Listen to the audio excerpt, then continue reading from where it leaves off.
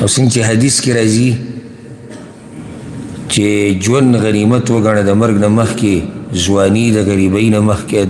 د بوډاوالي نه مخکې، او مالداري د غریبۍ نه مخکې، او فارغه وخت د مصروفه کېدو نه مخکې، او روغ صحت د بیمارۍ نه مخکې. کله په دې طریقې سره یو انسان د یو نعمت نه محرومه شي،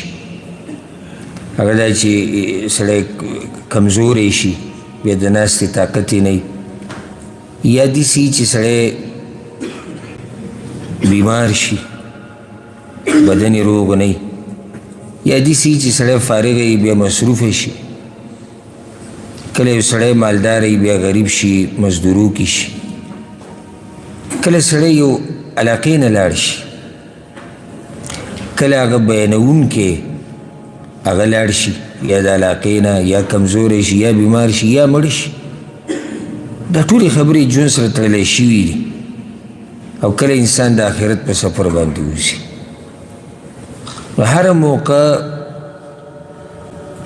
هر سیکنډ، هر منټ چې د الله په عبادت کې تیرې، په دې شکر ادا کوو چې الله تعالی دې توفیق درکو. او دومره ژوند الله موږ له راکړو، یو کال لوی ژوند دی چې موږ بیا د هغه کتاب ته کېناستو. او ډېر ملګري، ډېر مسلمانان کومو چې د لرې نه اورېدو یا د نږدې نه، په هغه ډېر خلک نشته. څوک مړه شوي دي، او څوک مصروفه شوي دي، او څوک بیماران شوي دي، او څوک یو ځای ته او بل ځای ته تللي دي. ځکه موږ دوره تفسیر کې هر کال نوي ملګري هغه اینو، او نوي ملګري پکې را پیدا شي، او بیا ډېر داسې زړه ته نږدې او خاص ملګري پکې کله ویننو. نو دا د الله رحم او احسان دی، او د هغه کرم دی چې دا توفیق یې راکړو. قرآن کریم سره ژوند، نور د قرآن په باره کې خبرې کول دا ګټه خبره ده. او د قرآن په باره کې چې زه دا خبرې کومه، نو دوه خبرې محسوسو. یو خوشحالي ده، او بل انسان له حیا ورشي. خوشحالي خو واضح ده، خوشحالي په دې چې خبرې د الله د خبرو په باره کې کوو، دا خوشحالي ده. او خوشحالي په دې چې الله رب العزت زما په شان کمزوري بنده له توفیق ورکو، او طاقت یې ورکو چې هغه د دې په باره کې خبرې وکړي، د الله د کلام په باره کې. یعنې دنیا کې ډېر مسلمانان ګرځي، بلکې هغه خلک چې الله ول علم ورکړی دی، په هغو کې ډېرو ته د توفیق نه میلاویږي. نو دا خوشحالۍ موقع ده. حیا په دې راځي چې کله ځان ته وګورم، او کله د الله خبرو ته چې زه به د الله د خبرو په باره کې به څه دی، ما ته وګوره، زما خبرو ته وګوره. په داسې مقام کې چې کله تعلق د خبرې هغه د الله د کتاب سره وي، چې کله تعلق هغه د قرآن سره وي. او که چېرته یو انسان د الله د خبرو عظمت او شان بیانول شروع کړي که نه، عمر به فانی شي، دی به فنا شي، دنیا نه به لاړ شي، خبره به یې ختمه نه شي. ځکه چې الله رب العزت قرآن کې دا خبره ذکر کړې ده. انشاءالله که الله ژوند راکړو تاسو به یې واورئ خپل ځای کې. که چېرته دا ټول دریابونه صحیح شي، او دا ونې ټول قلمونه شي، نو بیا به هم د الله خبرې او شان او صفات او حمد او ثنا به ختمه نه شي.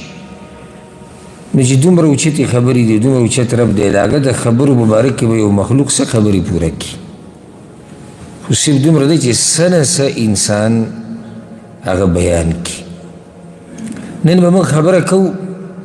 د قرآن سره د ژوند په باره کې، قرآن کریم سره ژوند. قرآن کریم سره ژوند ځان له ژوند دی. او دین هغه خلک خبر دي چې چا تعلق د قرآن سره دی. داسې نه چې یو سړی ما ته ووایي چې موږ خو دا ته چې به څه بیانې، او یا د بیان په آخره کې ما ته ووایي تا چې څه بیان کړو دا خو موږ نه محسوسو. نو زه هغه کس ته نه یم لېږلی چا چې تعلق د قرآن سره نشته. زه هغه چا ته دا خبره کومه چې دا ژوند ځان له ژوند دی، د دې یو خوند دی. چا چې د قرآن سره ژوند تیر کړی، او دا خونې سکلی هغه بیا د دې خبرې جواب کولی شي. صرف د قرآن سره د ژوند په باره کې یو څو ایتونه یو څو خبرې درته کوو او بیا ته اندازه ولګوو چې د قرآن سره ژوند هغه څنګه ژوند دی. قرآن کریم سره ژوند دا یو آیت واوره سورة الانعام کې الله وایي أَوَمَنْ كَانَ مَيْتًا فَأَحْيَيْنَاهُ وَجَعَلْنَا له نورا يمشي به في الناس كمن مثله في الظلمات ليس بخارج منها. الله یو سړی مړو ماره ژوندی کو بیا مو له رڼا ورکړه. هغه رڼا کې د ژوند تېری د خلکو په منځ کې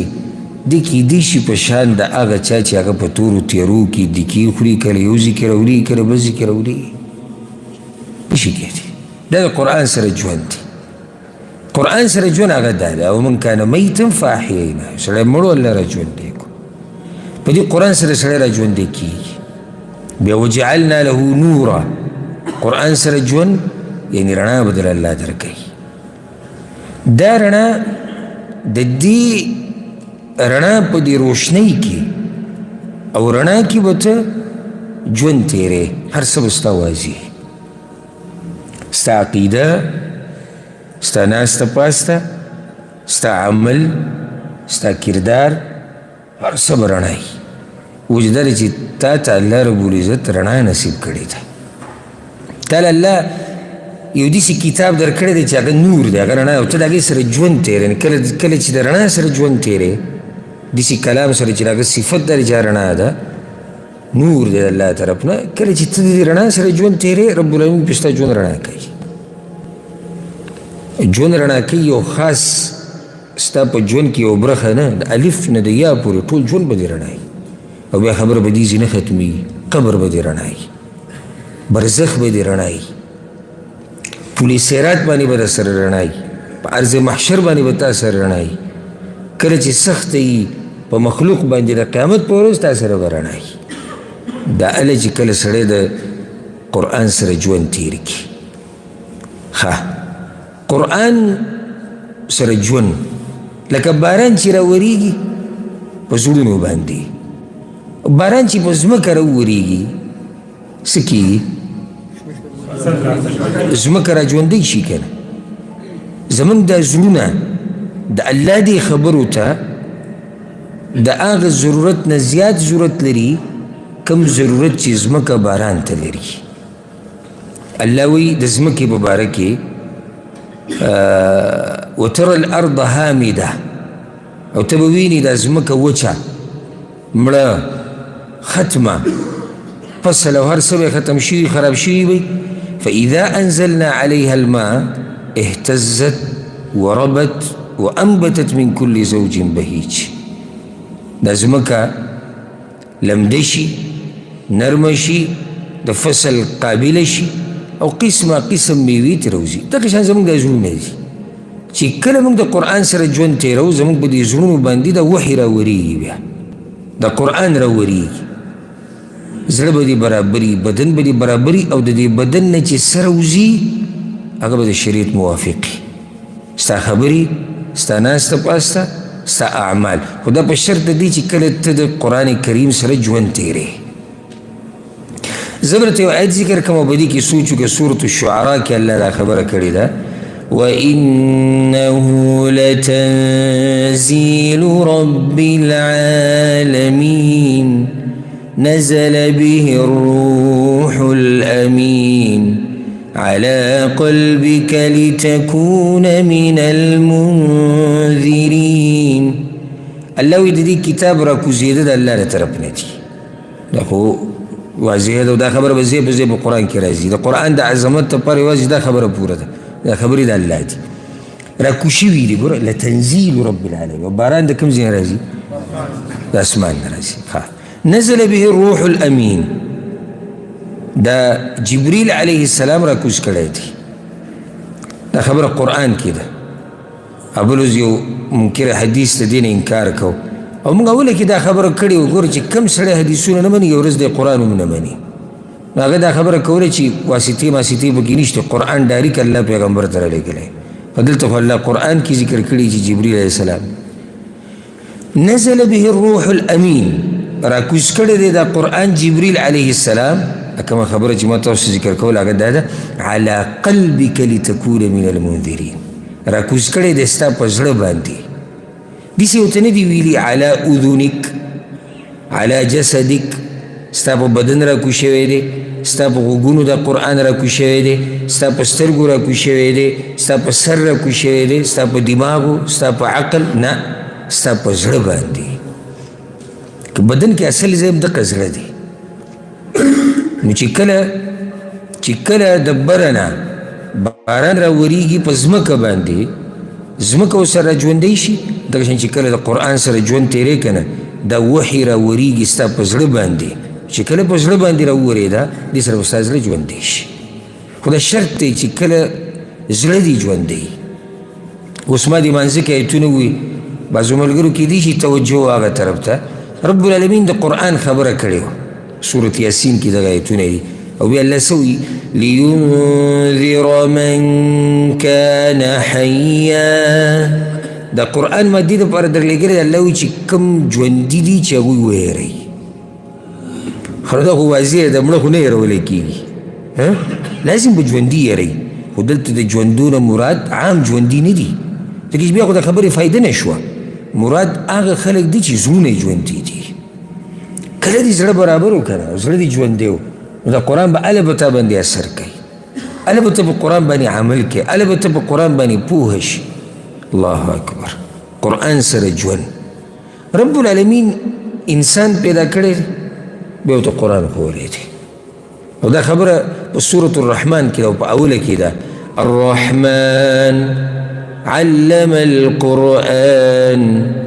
خلق الانسان رحمان ذات ډیر مهربان الله قرآن ښوولی دی انسان پیدا کړی دی د رب العالمین دا قرآن ښووه دا دغه رحمت دی چې موږ ته قرآن ښوولی دلیل پې دا شروع دي نو الرحمن مهربانه ذات د مهربانه ذات یو مهرباني دا دی چې موږ ته دا قرآن ښوولی الله اکبر او بیا لویه مهرباني دا دی چې به دومره مخلوق کې موږ له توفیق د ناستې را کړی او بیا توفیق د بیانولو یې را کړی دی او بیا توفیق د اورېدو یې را کړی دی او بیا بعضو له پکې توفیق د عمل ورکړی دی دا څومره خوشبخته خلک دي الرحمن علم القرآن خلق الانسان و قرآن یې ښوولی دی انسان یې پیدا کړی دی نو انسان خو د قرآن د ښوولو نه مخکې پیدا کړی دی ځکه دلته یو عالم دی ابن عادل الحنبلي رحمه الله هغه وایي که چېرته دا وویلی شي لما قدم تعلیم القرآن للانسان على خلقه ولې الله رب العزت د قرآن ښودنه د انسان په پیدایش باندې را مخکې کړه وهو متأخر عنه في الوجود او حقیقت کې انسان مخکې پیدا شوی دی نو جواب وی د هغې دا دی لأن التعلیم هو السبب في ایجاده وخلقه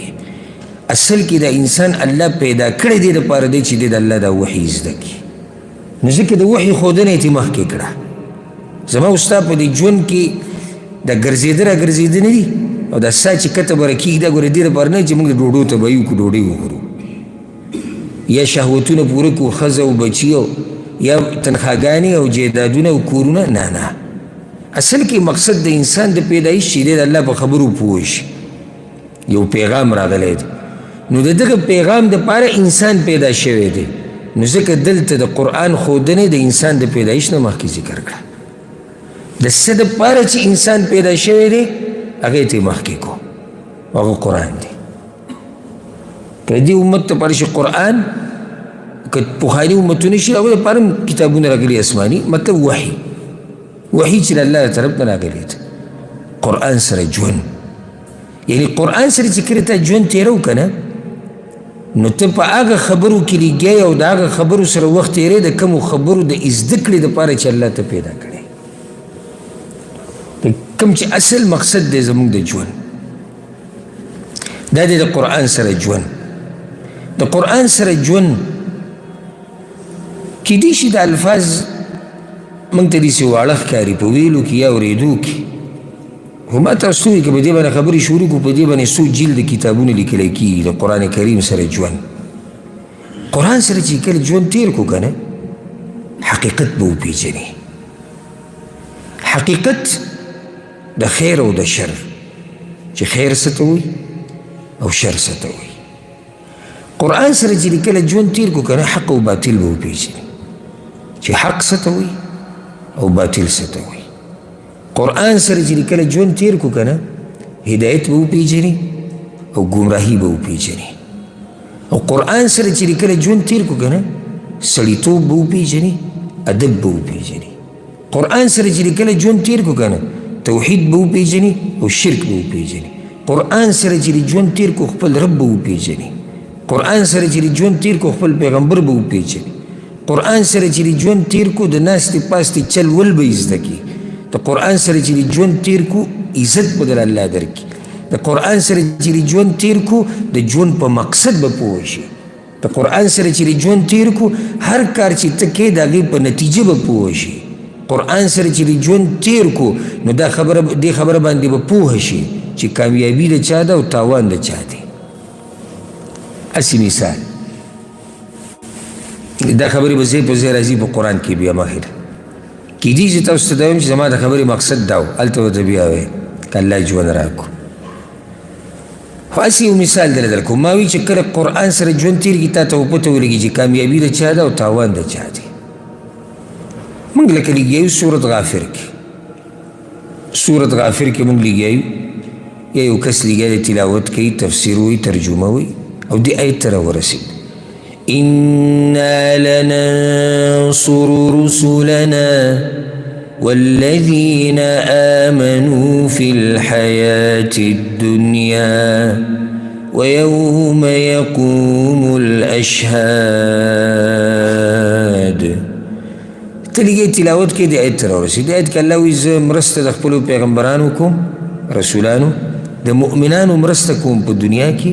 ويوم يقوم الاشهاد او په آخرت کې ورسره مرسته کوو موږ په دې حقیقت پوه شو چې کامیاب هغه څوک دی چې الله ورسره مرسته کوي داسې کله ته د قرآن سره ژوند تېر کړي تا ته ورپته ولګي که نه هسې دا خو زه یو مثال درکړو ښه تاوان کې څوک دی بد انجام د چا دی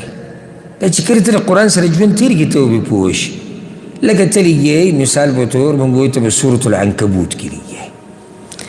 سورة العنکبوت کې ته لګیایي شلمه سپاره کې یا ترجمه کې یا تفسیر کې یا تلاوت کې یا یې بل ته ښې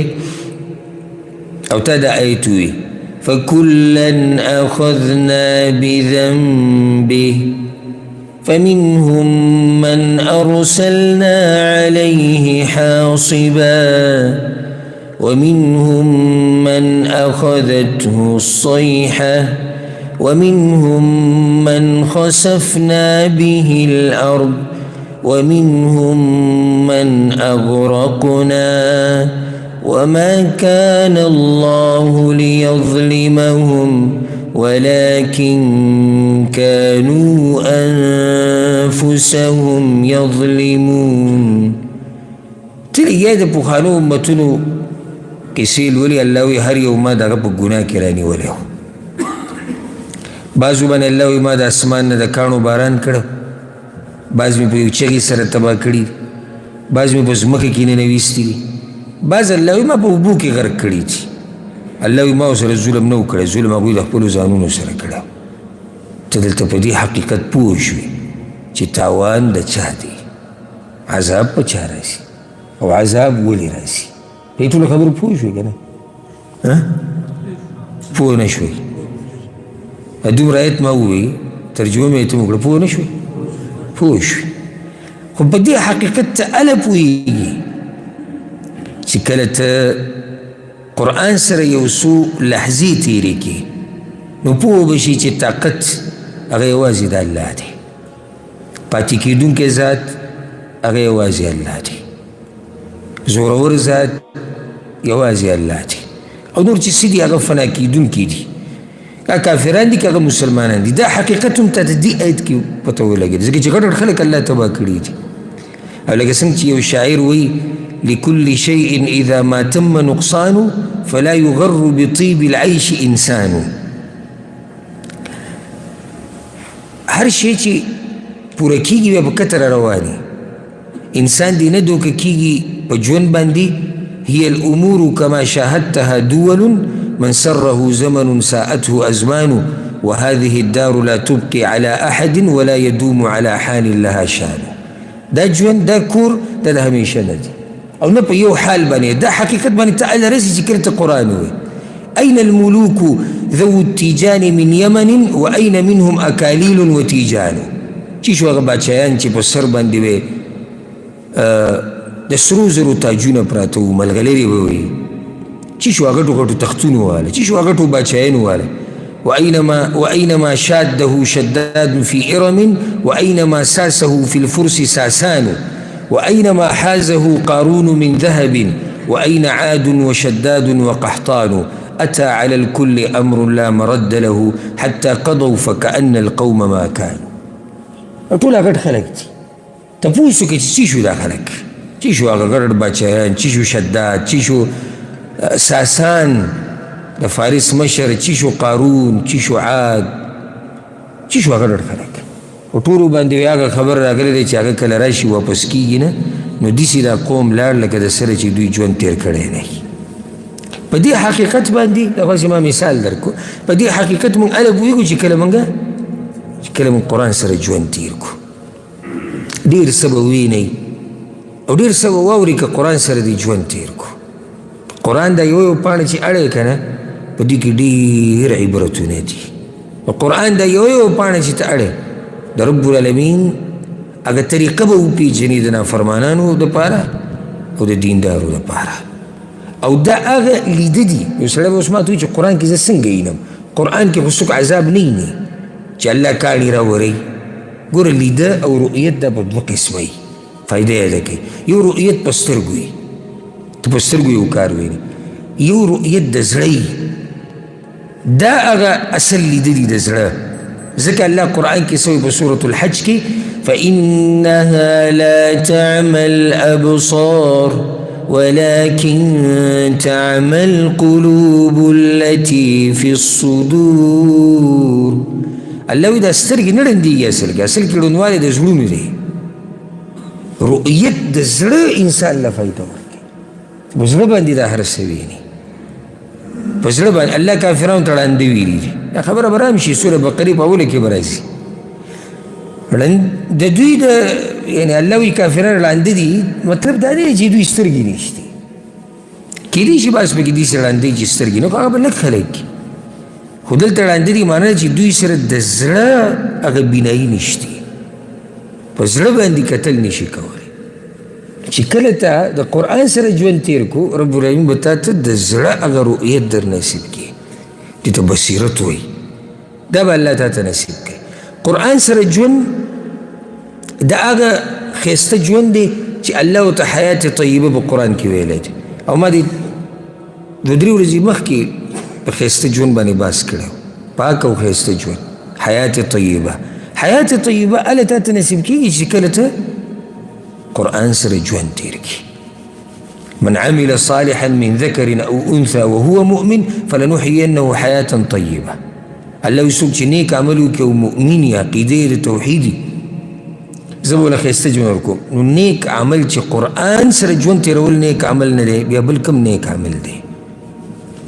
قرآن سره ژوند تېرول. قرآن سره ژوند تېرول الله سره وخت تېرول دي. دا خبره یاده کړئ.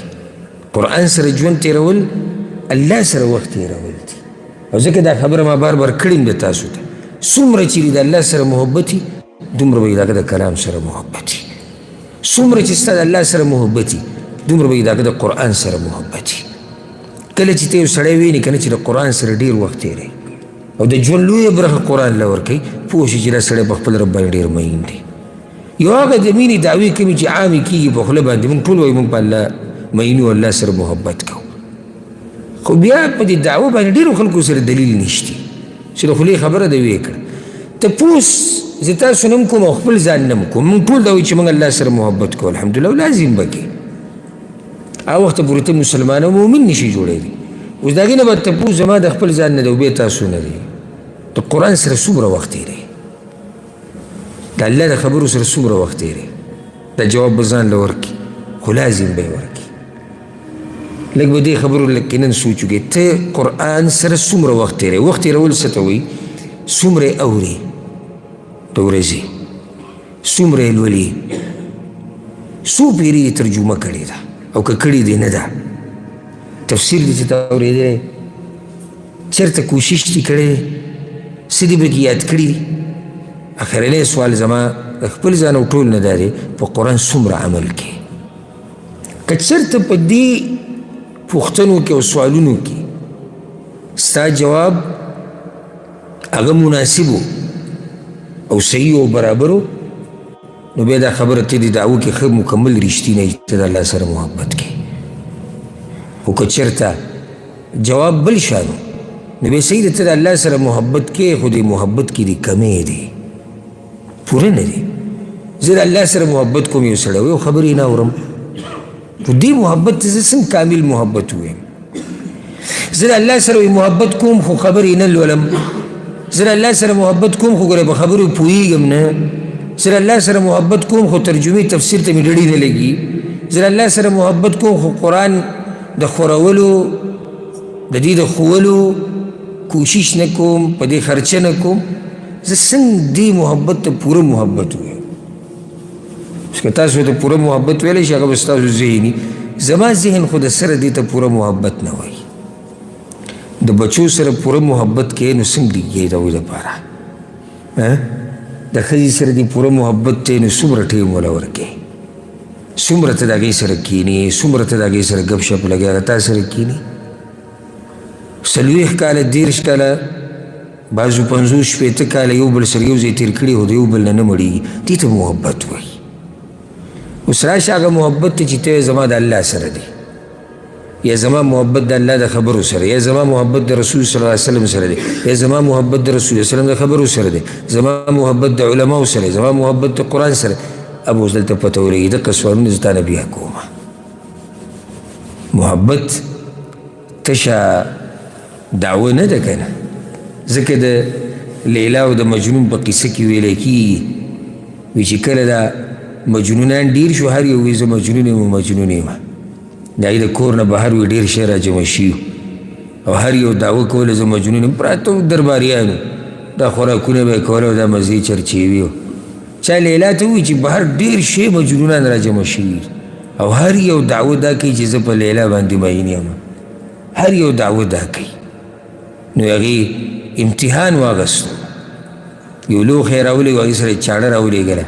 چې لیلا وایي چې دې کې ما ته خپل زړه کېده ټول وتښتېدو ټول هغه یو پاتې شو کوم چې رښتینی خبرې په دعوو باندې نه کېږي نه ټولو دعوه دا کوله وایي موږ د لیلا سره محبت کوو چې کله ځای راغی بیا هغه کوم چې دروغجن ټول وتښتېدو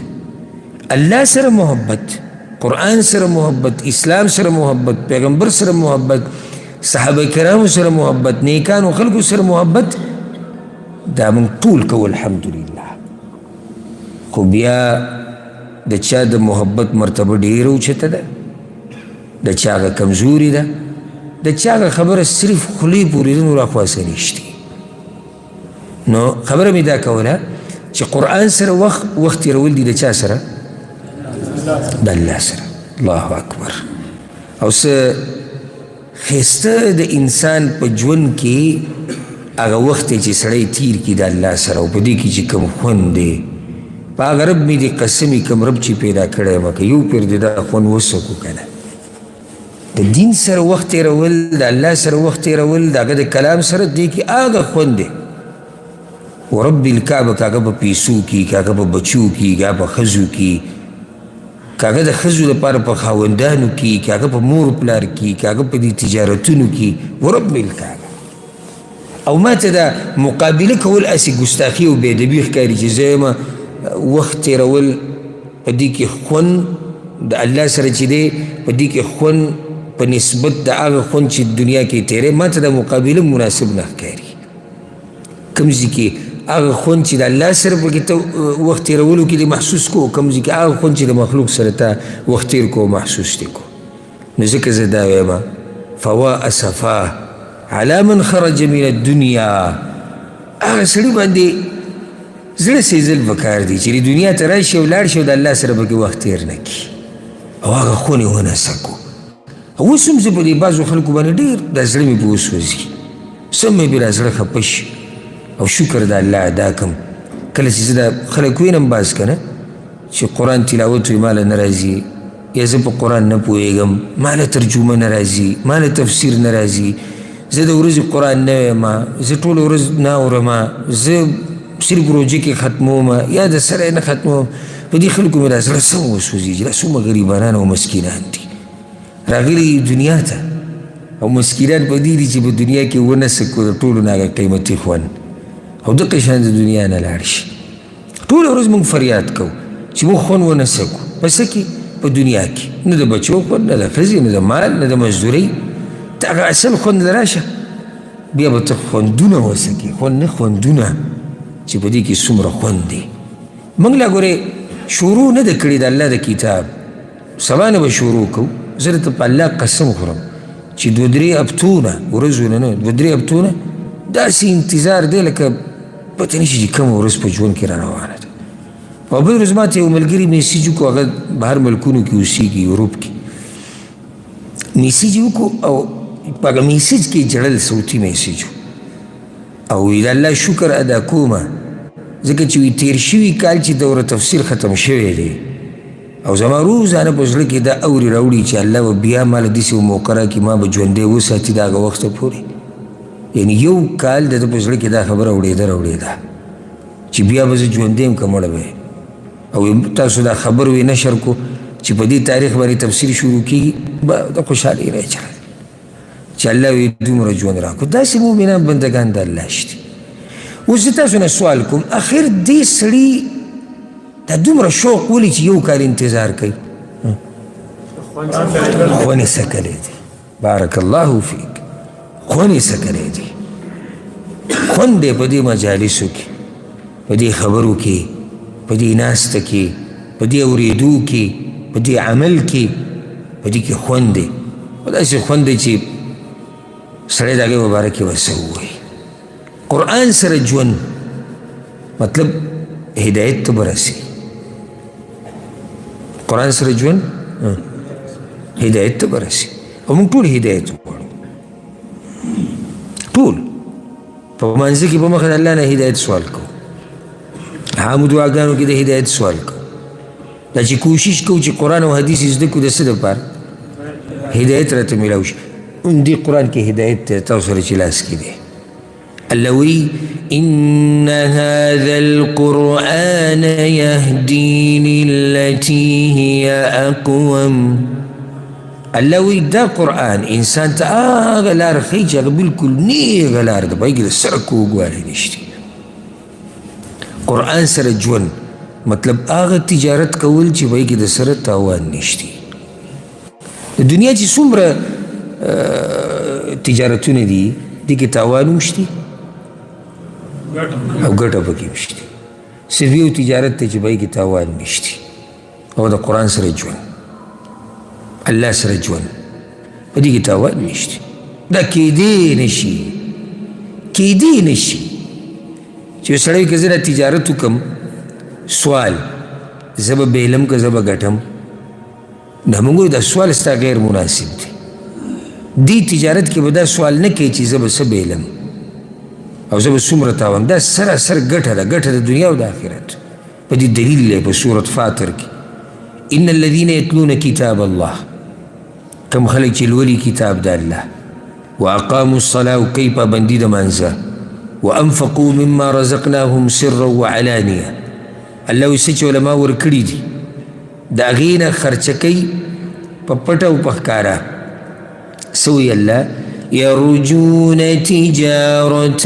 لن تبور. دا کارونه چې څوک کوي الله وایي دی په داسې تجارت کې لګیا دی چې په هغې کې تاوان نشته. زمونږ دلته دا ناسته دې کې ورب الکعبه هېڅ تاوان نشته شتي پکې اوس یو سړی ماته وایي چې ما دوکان بند کړی دی یو سړی ما ملګري پرېښودي دي څه دغه تاوان دا خو دغې ته تاوان نه ویلی کېږي چا دې ته تاوان ویلی دی ته چې دې مجلس کې کښېنې کې سره تاوان نشته ته چې قرآن ولې دې کې تاوان نشي ته چې قرآن خلکو ته ښایي په دې کې تاوان دا سراسر ګټه ده مقصد د خبرې دا دی قرآن سره ژوند یعنی هغه تجارت کول چې په هغې کې د سره تاوان نشته قرآن سره ژوند ټول رڼا ده لږ ساعت مخکې تاسو ته او ځکه یو شاعر څه ښایسته شعرونه ویلي دي وی نور على مر الزمان تعلق وأضاء للدنيا طريقا مشرقا وهدى من الرحمن يهدينا به للصالحات وللمكارم والتقى هذا كتاب الله أعذب منهل أنعم به من مورد لمن استقى وإذا دا الله كتاب دي دا آغا قدر دي دا آغا چين دا چې دا بلکل صفا د ګنه د کوږوالي نه د هر څه نه صفا چینه او ګودر دی انعم به من مورد لمن استقى که څوک اوبه څکه غواړي که نه نو د دې نه غوره چینه بله نشتي بل ګودر نشتي قد صانه رب العباد بحفظه وحماه حتى لا يضيع ويخلق وی دا هغه کتاب دی هغه ګودر دی هغه چینه دی چې الله رب العزت په خپله د دې حفاظت کړی دی چې چېرته ضایع نه شي چرته کمی زیاتی پکې را نشي نو بیا وی طوبى لمن حفظ الكتاب بصدره فبدا وضيئا كالنجوم تألقا خوشحالي دی د هغه چا دپاره جنتونه دي د هغه چا دپاره زیری دی د هغه چا دپاره چې په سینه کې د الله دغه کتاب پروت وي او د هغې د لاسه د ستورو په شان پړقېږي ډېره د خوشحالۍ خبره د هغه چا دپاره چې په سینه کې د الله کتاب پروت وي الله اکبر د الله کتاب د کمزوري انسان په سینه کې راتله لوی احسان دی د الله لوی احسان دی کله نه کله سړی ځان سره چې سوچ وکړي د دنیا د تاوانونه لازم مخې له راځي یاره پلانې کار کول غواړي او دا کول غواړي دې سره د زړه فطرت د انسان د زړه تنګ شي خو چې بیا دې طرف ته سوچ لاړ شي چې وګوره په سینه کې الله رب العزت قرآن را چولی دی او سنه سه یو سړی پې پوه کړی دی او بیا یو چاته توفیق د عمل ملاو شوی دی توفیق د زده کړې او نورو د زده کولو ملاو شوی دی نو هغه هر څه د سړي نه هېر شي او دغه یو خبره مخې له راځي چې رب العالمین چې موږ له سره کړي دی د باچایانو له هم نه دي ورکړي الا دا که د باچا په سینه کې قرآن پروت وي الا دا که هغه الله توفیق ورکړی د قرآن د ښوو او د اورېدو او د زده کولو نو ځکه شاعر وایي فطوبى لمن حفظ الكتاب بصدره فبدا وضيئا كالنجوم تألقا د هغه دپاره خوشحالي ده د هغه دپاره زیری قرآن سره ژوند یعنی د قیامت په ورځ ځان له سفارشي پیدا کول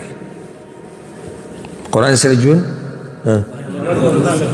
او قیامت پر ورځ موږ ټول غواړو چې زموږ څوک سپارش وکړي د الله په دربار کې بیا څه خیال دی چې قرآن سپارش وکړي حدیث کې راځي صحیح مسلم کې دی اقرأوا القرآن رسول صلی الله علیه وسلم وایي د قرآن لولئ فإنه يأتي يوم القيامة شفيعا لأصحابه قیامت پر ورځ به د قرآن راځي او د خپل ملګري دپاره به سپارش کوي ملګری څوک دی چا چې ورسره ژوند تېر کړی زما دا جواب پکارو ملګری هغه څوک دی چې چا ورسره ژوند تېر کړی دی قرآن سره ژوند یعنی عزت د دنیا او د آخرت ګټل حدیث کې راځي په صحیح مسلم کې حدیث دی رسول صلی الله علیه وسلم وایي ان الله يرفع بهذا الكتاب اقوامه ويضع به آخرين الله رب العزت د دې قرآن د لاسه ډېر قومونه عزتمن کړي دي او ډېر هم د دې قرآن د لاسه ذلیله کړي دي چې هغوی قرآن پرېښودی دی رب یې ذلت راوستی دی ګوره قرآن کې الله د قرآن یو دا صفت ذکر کړی دی کریم اوس ما هغه ایتونه مانځه کې مو لوستو که ستاسو توجه وه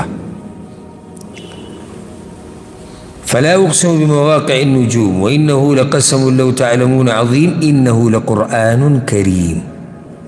الله وی دا قرآن ډیر عزتمن کتاب دی او ډیر عزتمنې خبرې دي. کله چې موږ د دې عزتمنو خبرو سره ژوند تېرو الله به عزت د دنیا او د آخرت درکوي. دنیا او د آخرت عزت. اسی وګوره معاشره کې د هغه فرد چې هغه باعمله دی په قرآن باندې الله ورله څومره عزت ورکړی. زه د هغه چا خبره نه کوم چې قرآن سره یې څه نه څه تعلق دی او عمل پرې نه کوي. خبره د هغه چا کوم چې عمل پرې کوي. رب څومره عزت دوی له په دنیا کې ورکړی د آخرت نه مخکې. د هغوی هغه مخونو ته وګوره سیماهم فی وجوههم من اثر السجود. د سجدې د قرآن د ویلو د قرآن باندې د عمل هغه اثرات یې په مخکې ښکاري. انسان له حیا ورځي چې کله ورسره خبرې کوي. انسان له حیا ورځي چې کله ورسره کیني پاسي. ټول عزت د قرآن د لاسه دی. قرآن که دې راټینګ کو عزتمن بشي، که دې پرېښودو عزت به پرېږدي. د دنیا او د آخرت عزت به پرېږدي. عزت ټول په دې قرآن کې پروت دی. قرآن سره ژوند یعنی زړه ته سکون رسول. موږ ټول غواړو که نه؟ تاسو کې کم یو کس دی چې زړه دپاره سکون نه غواړي؟ یو سړی به ماته دا ووایي چې زمونږ دا ټوله منډه د دې دپاره چې دې زړه ته سکون میلاو شي. قرآن سره ژوند تیر که سکون به میلاو شي. په دې دوه دلیلونه دي. یو صحیح بخاری سے مسلم کی حدیث ته تلک السکینة تنزلت للقرآن. دغه سکینت ته رسول صلی الله علیه وسلم وایي چې دا د قرآن د لوستلو سره راکوزیږي. کله چې ته قرآن لولې او کله چې ته قرآن اوري، کله چې ته قرآن تفسیر ګوري، کله چې ترجمه اوري بیانې، سکینت په زړه. ښکلی مثال بله درکړم. زموږ دې مجلس ته وګوره، سکون پکې شته که نشته؟ څومره غلی ظاهري سکون، باطني سکون. څومره ښایسته، څومره په ارام، نه غوغا، نه شور، نه ټینشن، نه بې ادبي، نه ګستاخي، نه د ګناه خبرې، نه پالتو قهقهې، نه نور څه. هسې دې سکون ته وګوره. دا سکون د هر انسان ته نصیب کېږي چې کله قرآن سره ژوند تېري. قرآن سره چې ژوند تېری رب به دله سکون د بدن او د زړه درکړي. زړه به دې په ارامي، چې زړه دې په ارامي بدن به دې په ارامي. اگر که تا ته دنیوي مسایل د سکون ګوره دا مطلب نه دی چې دنیوي امتحانونه به نه راځي. امتحانونه خو په انبیاو باندې هم راغلي دي، په صحابه کرامو هم راغلي دي، په دیندارو خلکو باندې راغلي دي. او دی پې فی الحال دې مطلب دا نه چې زمونږ دا لکه الله قرآن کې یو ګیله کړې ده، وي دا بعض خلک د زما دا بندګي په یو لالچ باندې کوي.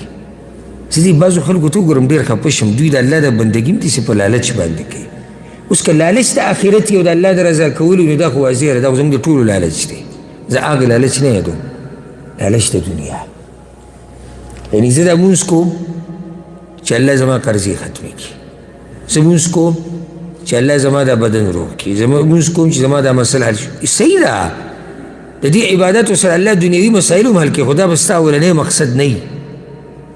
زه مونځ کوم د الله د راضي کولو لپاره، اخوا د الله خوښه ده که زما نه د دنیوي امتحان لرې کوي او که نه یې لرې کوي.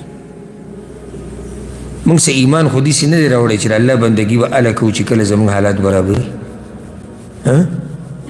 موږ خو په هر حال کې د الله بندګي کوو، که هر څنګه یو موږ به د الله بندګي کوو. نو سکون د څه؟ سکون د زړه. موږ ټول غواړو چې موږ ته سکون نصیب شي. سکون که غواړې اصل سکون هغه د زړه دی. قرآن سره ژوند یعنی خپل روح ژوندی ساتل. قرآن سره ژوند خپل روح ژوندی ساتل. سړی وایي چې قرآن سره روح ژوندی، قرآن سره روح ژوندی او روح اصل دی. که بدن نه دې روح لرې کو هر څه به ختم شي. موږ د بدن د ژوند دپاره لګیا یو او هیر دی رانه ژوند د روح، ژوند د ساه، ژوند اصل ژوند هغه زموږ نه هیر دی. الله رب العزت قرآن کې څه وایي؟ اوس دې ته غوږ کېږده. الله نزل أحسن الحديث كتابا متشابها مثاني تقشعر منه جلود الذين يخشون ربهم ثم تلين جلودهم وقلوبهم إلى ذكر الله. الله وی مارا لګلي دي ښایسته خبرې، داسې خبرې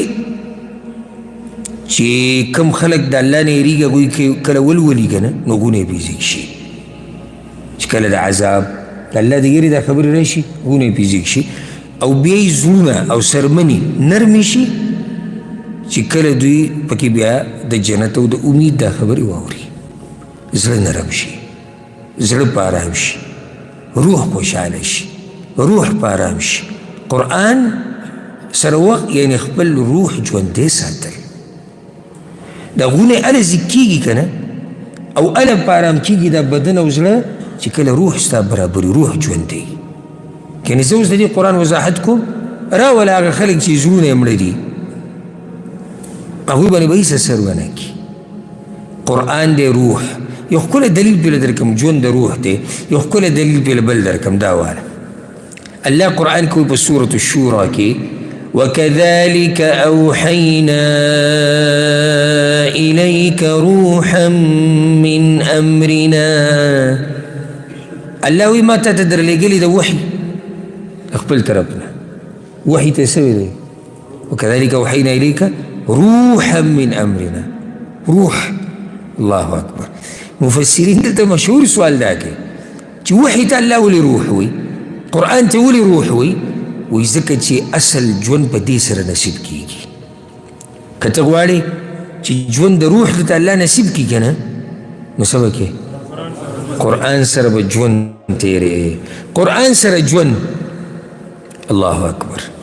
یعنی نیکیانې بې حسابه ګټل، قرآن سره ژوند بې حسابه ګټل. زه په صرف یو مثال درکړم. سنن د امام ترمذي کې دا روایت ته صحیح رسول الله صلی الله علیه وسلم من قرأ حرفا من كتاب الله فله به حسنه والحسنة بعشر أمثالها لا أقول ألف لام ميم حرف ولكن ألف حرف ولام حرف وميم حرف. قرآن په یو حرف باندې نیکي ده، یو نیکي لس سنده ده. بیا رسول الله صلی الله علیه وسلم زه دا نه یم چې الف لام میم یو حرف دی، الف ځان له حرف دی، لام ځان له حرف دی، میم ځان له حرف دی. څو نیکیانې شوې؟ دېرش. الله اکبر. اوس هسې اندازه هسې ولګوه، ما او تا ناست یو او د روژې میاشت الله دې راورسوي، الله دې ته موږ ورسوي. د روژې میاشت شوه، ماسپښین نه موږ هغه روژه ماتې ته نږدې پورې ناست یو، په یو لفظ باندې په یو حرف باندې لس نیکیانې، صرف تلاوت، ترجمه ورسره که، اوس تفسیر کا، دا وچه خوله د روژې په خوله ناستې که په جومات کې ناستې، د الله د رضا دپاره ناستې او د ته ستړی کېږي، هسې د دې نیکیانو اوس اندازه ولګي. موږ صرف هغه یوه خبره ذکر کړه چې چا ولوستو یو ټکی یو حرف لس نیکیانې، یو څه سره خبرې زیاته وکړې. بیا هغه سړی چې بیمار دی، بیا هغه سړی چې مصروفه دی او ځان یې پاره راکړی دی، بیا هغه سړی چې د هغه څه کار دی، او بیا او بیا او بیا او بیا ورځه. د نیکیانو غرونه ګټل دا مطلب دی د قرآن سره ژوند تېرول. قرآن سره ژوند تېرول یعنی عزت ګټل. هسې یو حدیث ته ووایم ډېر ناشنا دی، امام ابو داود راوړی دی. رسول الله صلی الله علیه وسلم ان من اجلال الله، د الله د قدر کولو نه دا هم دي. موږ ټول د الله قدر کوو که نه، نو د الله په قدر کولو کې دا هم دي ته د الله قدر کوې نو دا به پکې کې اکرام ذي الشیبة المسلم وحامل القرآن غیر الغالی فيه والجافی عنه د سپینګیري مسلمان به عزت کوي د سپینګیري مسلمان چې ته عزت وکړې نو عزت د الله دې وکړو او یا هغه سړی چې قرآن یې په سینه کې دی د هغه به عزت کوي خو هغه چې قرآن صحیح بیانوي حق پرست دی افراط و تفریط نه کوي هغه کس رسول وسلم ذکر کړی د عزت ته دې خیال دی د قرآن والا عزت کول د الله عزت کول دی الله اکبر د قرآن والا قدر کول قدر د الله کول دی ولې ځکه چې سینه کې د الله خبرې پرتې دي ځکه چې د الله په خبرو باندې عمل کوي قرآن سره ژوند ما تاسو ته وایي که نه بې حسابه اجرونه ګټل دې کې یو حدیث کې خو ما ذکر کړو بل والا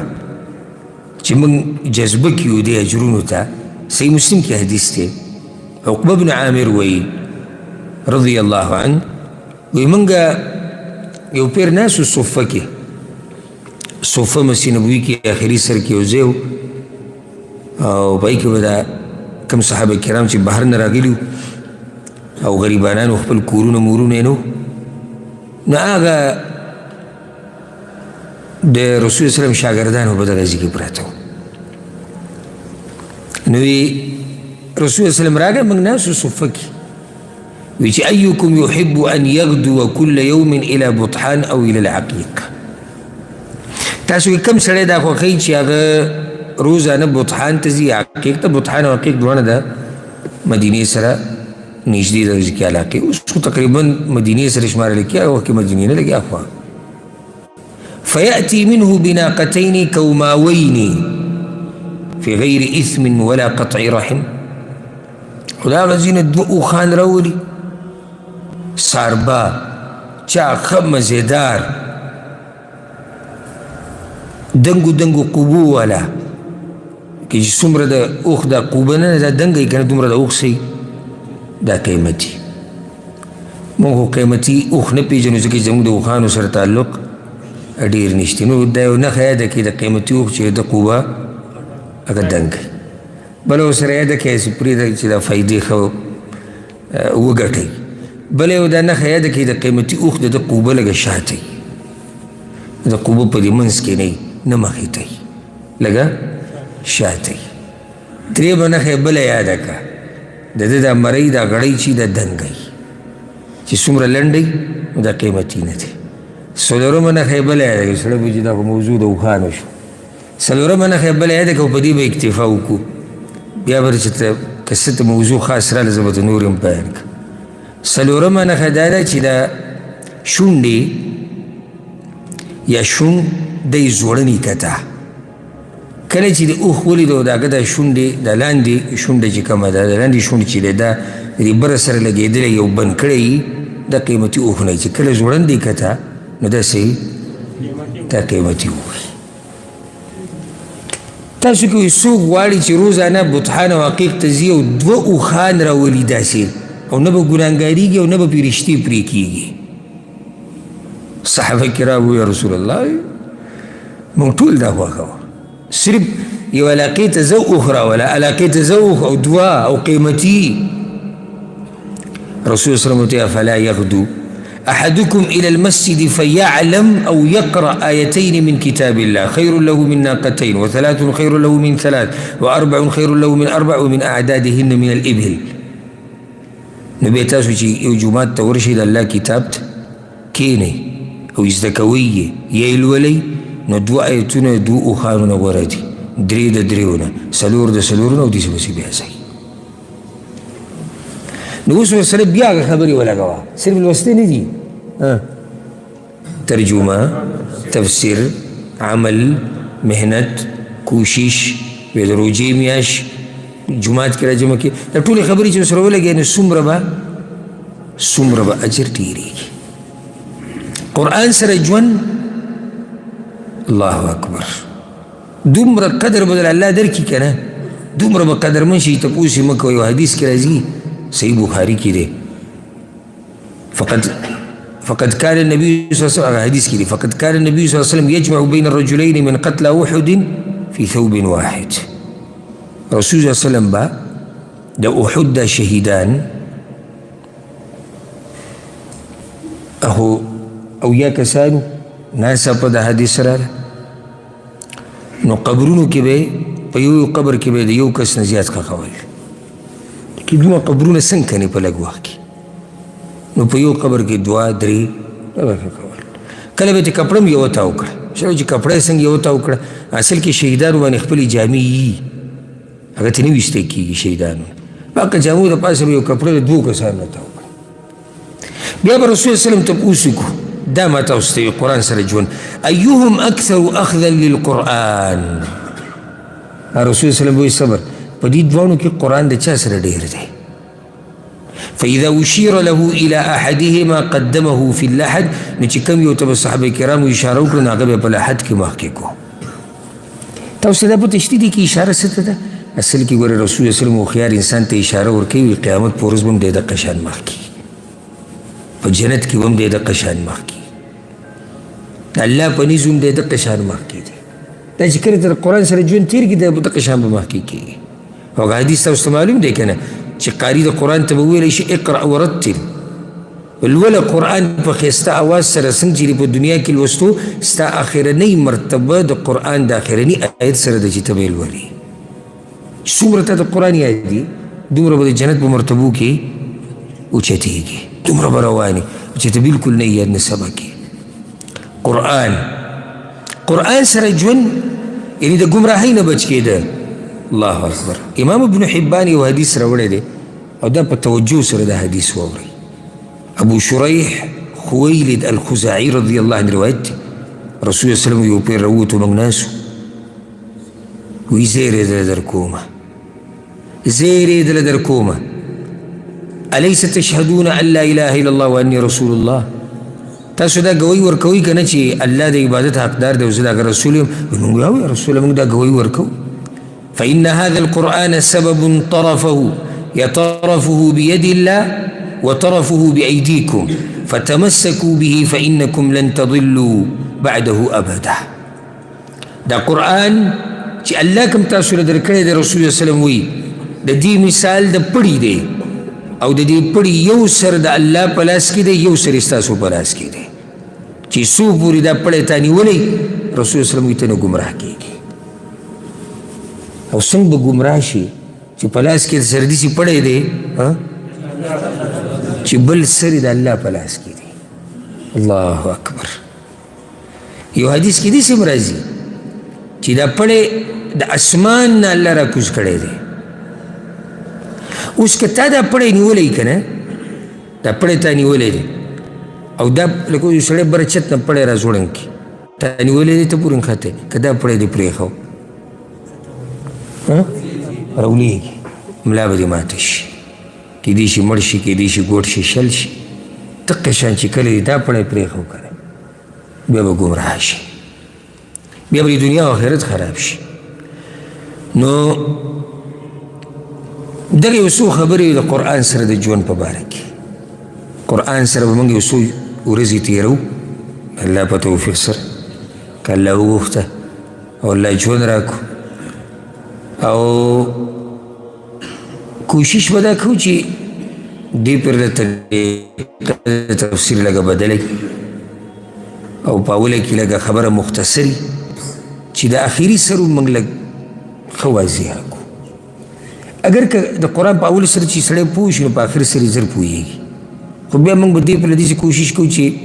یو شاني ځکه چې هغه موږ په اوله کې لږ تفصیل وکړو بیا وروسته ټیم نه نو بیا مجبوري چې سړی خبره مختصر کړي او ښه په اسانه پښتو کې او دا تاسو له یو زیری درکم. الحمدلله زمونږ یو تفسیر ته اراده وه او په هغې باندې الله په توفیق سره کار روان دی او اولنی سپارت یې الحمدلله ولیکلی شوه او ډېر په اسان طریقې سره نه ډېر اوږد نه ډېر لنډ د دې دپاره چې پښتانه خویندې وروڼه هغه د الله په دې کتاب باندې پوه شي، نو الله یې د هغې طاقت راکړي، الله یې توفیق راکړي. او یو سپاره ځ لیکلی شوي ده الحمدلله، هغې کار روان دی. دا اولني یو څو سپارې لږې ګرانې بیا مخې ته اسانه. نو کوشش دا ده انشاءالله انشاء ربي که الله وغوښته چې لوی اختر ته دا که چېرته الله پوره کړو دا به الله یو لوی احسان په موږ باندې وکړي. خو هغه وخت غواړي، محنت غواړي، ټیم غواړي. بل د الله مبارک چې سړی لیکل کوي که نه په سړی سې خوله راشي، او د الله مبارک چې خبرې کوي او د هغه د کتاب مبارک په سړي باندې خوله راشي، دا غوږونه تک سره شي د سړي. چېرې داسې نه چې خبره مې د خولې نه وځي الله مې راونیسي بیا، نو دا ډېره ګټه لویه ذمواري ده. نو الله یې د بیان توفیق هم راکړي او الله یې د لیکلو توفیق هم راکړي. او انشاءالله سبا نه به شروع کوو د سورة الفاتحه نه، او وختونه هم دغه دي کوم چې هر کالي بوزه کې ماسخوتن، روجه کې ماسپښین او مازدیګر باذن الله. الله دې موږ له طاقت راکړي د قرآن سره د ژوند تېرولو. الله دې قرآن زموږ دپاره سپارښت کوونکی وګرځوي، او الله دې موږ په قرآن باندې پوه کړي، او الله دې راله دومره ژوند راکړي چې دا دوره تفسیر آخري سر ته ورسو، او الله دې موږ له د حق د ویلو توفیق راکړي، او بیا دې په الله موږ له د عمل کولو توفیق راکړي. هذا والله أعلم، وصلى الله وسلم على نبينا محمد.